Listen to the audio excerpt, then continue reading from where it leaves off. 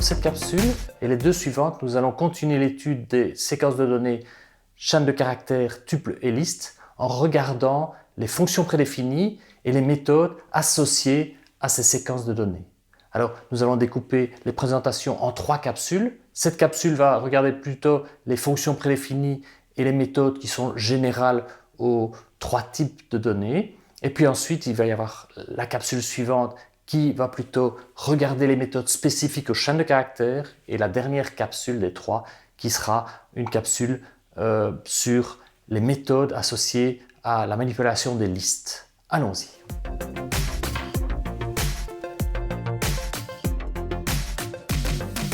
Donc à nouveau dans une console PyCharm, rappelons d'abord des choses que nous avons déjà vues.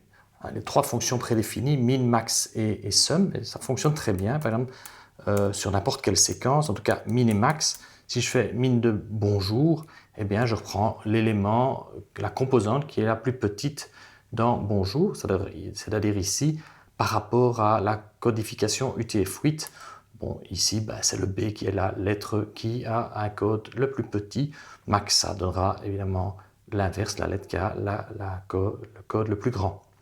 Alors la fonction prédéfinie sum, alors ici ça marche soit pour les tuples, soit pour les listes, mais ça ne marche pas pour les chaînes de caractères. Donc si je fais par exemple la somme de 2, 5 et 6, eh bien là il va me dire, je somme chacune des composantes de la liste et ça me donne 13.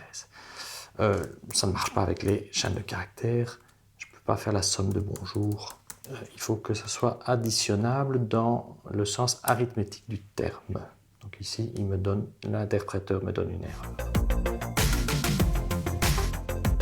Alors, nous avons vu le test in qui permet de savoir si un élément est dans une séquence. Donc, par exemple, si on a prum qui vaut 2, 3, 5, 7, 11, je peux par exemple tester si 7 in prum, il me dit oui, 7 est dans prum. Alors, dans ce cas, en fait, la méthode index me permet de savoir à quel endroit se trouve la première instance de 7. Donc, on prend prum et je peux demander, donnez-moi l'index de l'élément 7 et ici, en particulier, de la première occurrence. Alors, si vous regardez dans l'aide-mémoire, vous allez voir qu'il y a d'autres possibilités pour index. En particulier, il y a un deuxième paramètre qui permet de voir à partir d'où on fait des recherches. Donc ça peut être intéressant si on veut savoir où se trouvent tous les endroits où se trouve la valeur 7 dans une séquence, par exemple dans une liste.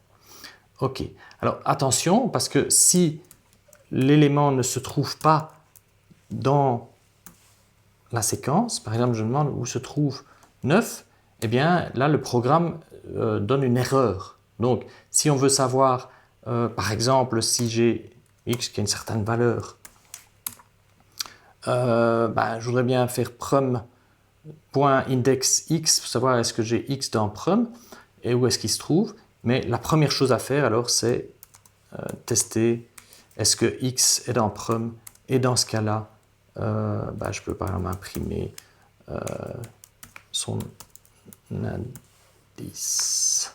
Voilà, ici x. Voilà, il me dit c'est en 3, donc en troisième composante, 0, 1, 2, 3. J'ai bien 7 dans la liste prum. Ok, alors on va terminer cette capsule par 2 fonctions plus exotiques. Alors supposons qu'on ait une liste d'amis. Voilà. On a aussi, tout compte fait, une liste de couleurs. Voilà, donc par exemple, bleu, rouge, vert, jaune.